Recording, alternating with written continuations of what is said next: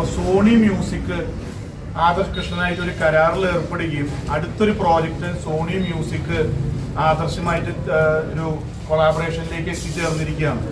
ആ ഒരു സന്തോഷം കൂടി ഈ ഒരു അവസരത്തിൽ പങ്കുവയ്ക്കാൻ ആഗ്രഹിക്കുന്നു.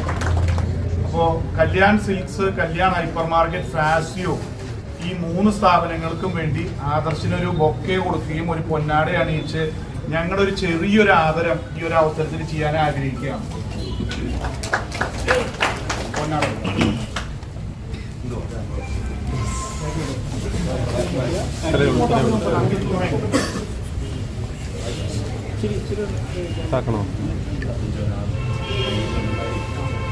റഹ്മാനുമായി